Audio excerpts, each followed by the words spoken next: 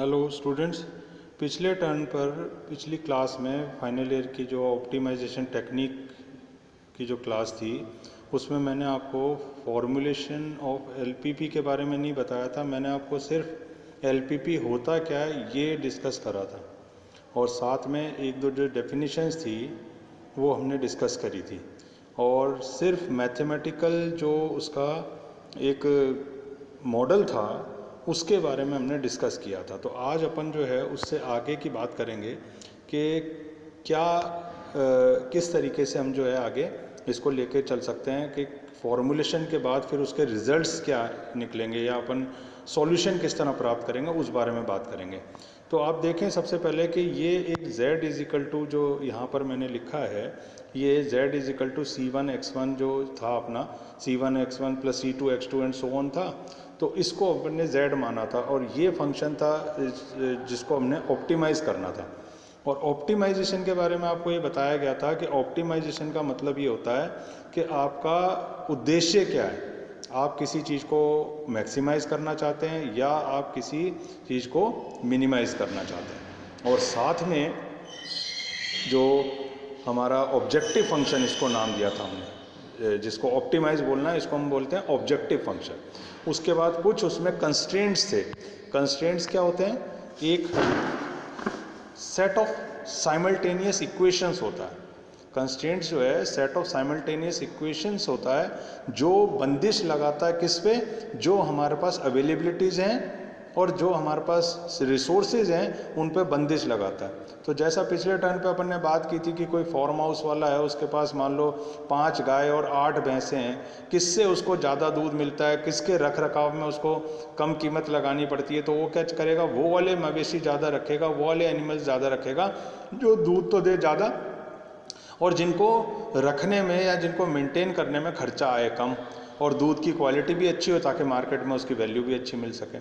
तो जो ये सब चीज़ें जो हम प्रतिबंध लगाते हैं हमारी गिवन कंडीशंस पे, उसको हमने नाम दिया था क्या?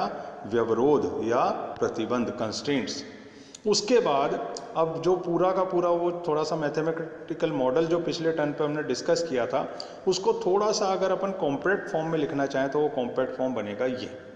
तो कॉम्पैक्ट फॉर्म क्या है इसका जरा देख लें एक बार अपन आगे चलने से पहले कि z is equal to C X. तो जहां हमने पहले लिखा था optimise z is equal to c1x1 plus c2x2 plus so on up to cnxn, उसको हमने कॉम्पैक्ट करके क्या लिख दिया बच्चों? z is equal to cx। फिर हमारे पास साइमल्टेनियस इक्वेशंस काफ़ी सारी थी जिसमें हमने लिखा था a11 x1 plus a12 x2 so on. फिर नीचे इक्वेशन आई थी a21 x1 plus a22 x2 so on. ये सारी n इक्वेशंस थी। उन n इक्वेशंस को हमने क्या कॉम्पैक्ट फॉर्म में रख दिया कंस्ट्रेंट्स के लिए, ax is less than equal to b और greater than equal to b। ये हमने सर सेकंड कंस्ट्रेंट्स का बना लिया। और फिर हमने कहा था नॉन नेगेटिविटी कंडीशंस। तो नॉन नेगेटिविटी कंडीशंस क्या होती हैं कि कभी भी हमारे पास जो उपलब्ध रिसोर्सेज हैं उनको हम नेगेटिव नहीं कह सकते। तो वो सारे रिसोर्सेज जो भी हैं जिनकी संख्या है उस x को हमने कहा it should be greater than equal to 0, जहाँ c एक पंक्ति सदिश है। ठीक है, पंक्ति सदिश क्या होता है? c1 c2 यानी पंक्ति सदिश का मतलब एक मैट्रिक्स जिसकी सिर्फ रो एलिमेंट है।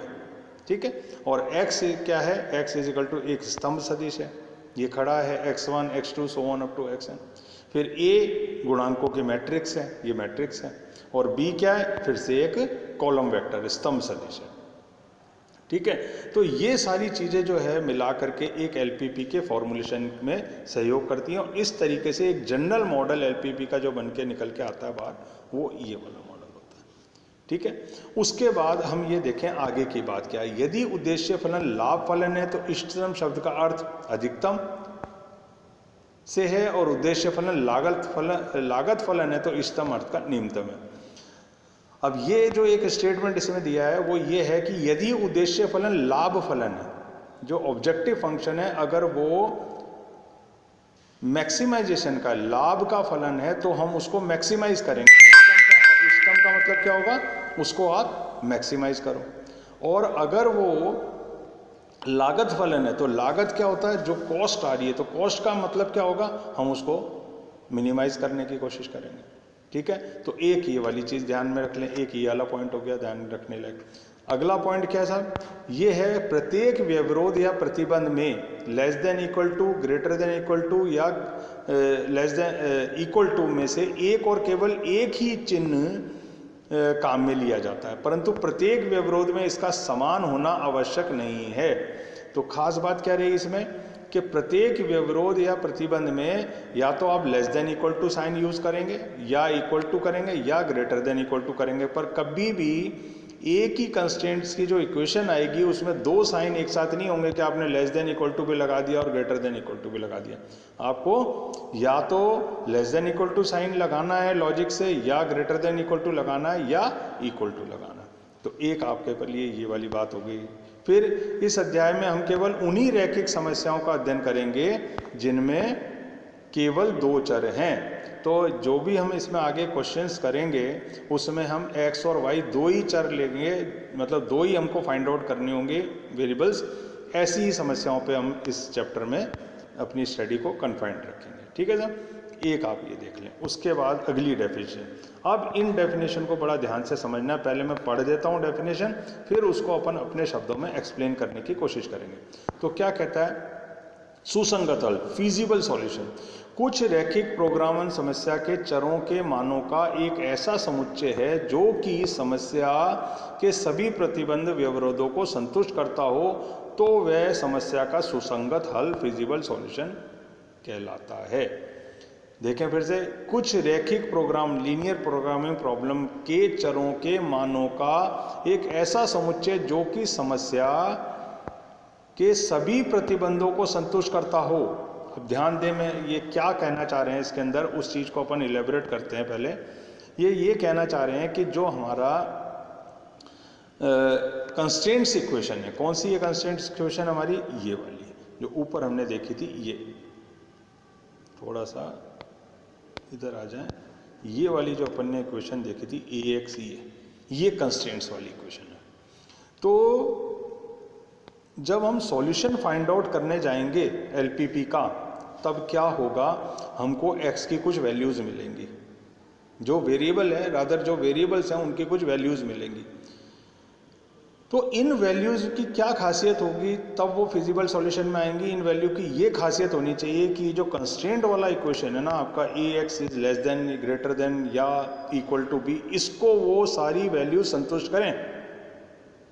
देखें बहुत ध्यान से, जैसे ही अपन ऑप्टिमल सॉल्यूशन की बात करेंगे ये दोनों चीज़ें बिल्कुल क्लियर हो जाएंगे हम क्या कहना चाह रहे हैं। तो सबसे पहले हम ये कह रहे हैं कि एक ऐसा क्षेत्र ढूंढें, एक ऐसा जगह ढूंढें जहां पर सॉल्यूशन हो, क्योंकि सॉल्यूशन बहुत वास्ट फील्ड में मिल सकता है। सबसे पहले हम कन्फाइंड करेंगे उस जगह को कि हाँ इसके अंदर सॉल्यूशन है। तो हम कैसे बात करेंगे कि कम से कम उसमें ये क्वालिटी तो हो कि AX is less than equal to, greater than equal to या इक्वल टू B को सेटिस्फाई करे। तो ये सारे जो वेरिएबल्स के आंसर्स आएंगे उनका जो सेट बनेगा वो आपका कहलाएगा सुसंगत हल।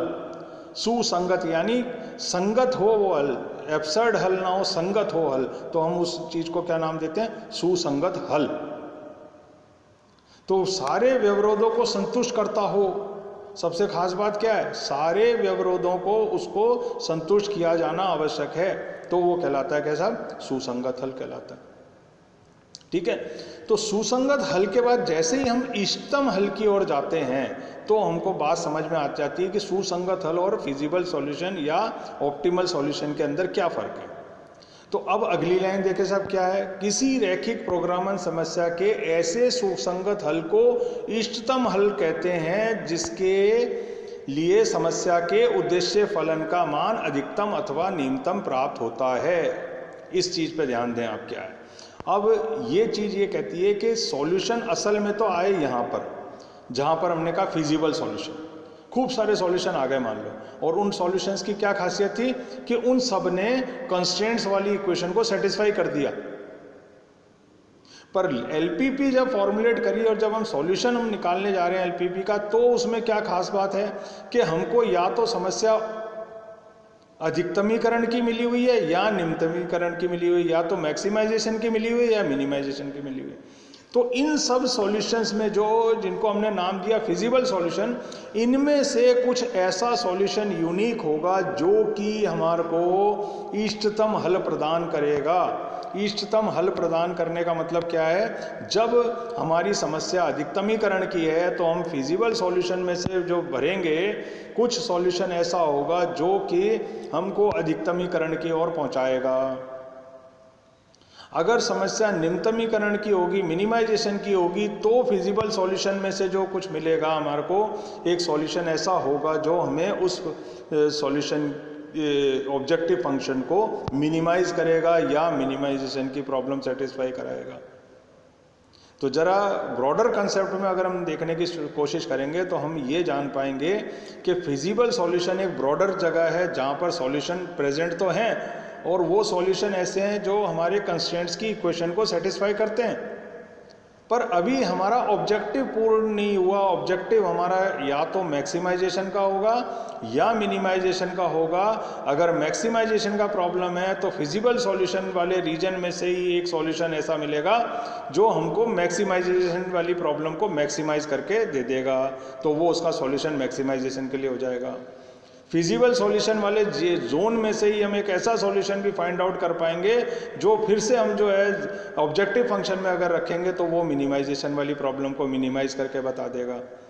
तो अपन जनरली ये एक जनरल कॉन्टेक्स्ट में ये कह सकते हैं कि जो फिजिबल सॉल्यूशन है वो एक ब्रॉडर सॉल्यूशन है जो कि सारे कंस्ट्रेंट्स को सेटिस्फाई कर देता है, और ऑप्टिमल सॉल्यूशन जो है वो एक ऐसा सॉल्यूशन है जो हमारी ऑप्टिमाइजेशन का जो हमारा वो ऑब्जेक्टिव है, या तो मैक्सिमाइजेशन है या मिनिमाइजेशन है, उसको मैक्सिमाइज करके दे देगा या मिनिमाइज करके दे देगा। तो ये आज की खास बात ये रही जो हमने बात की कि एक तो हमने रिवाइज करा के एलपीपी फॉर्मुलेशन है क्या या एलपीपी किस तरीके से बनी, तो कॉम्प्लेक्स फॉर्म में एलपीपी इस फॉर्म में लिखी जाती है। उसके बाद 3 हमने ये टिप्पणी देखी जो हमारे को ये बताती है कि किस तरीके से हम इसमें greater than equal to less than equal to A की साइन यूज कर सकते हैं। लाभ फलन है तब हमने क्या करना है,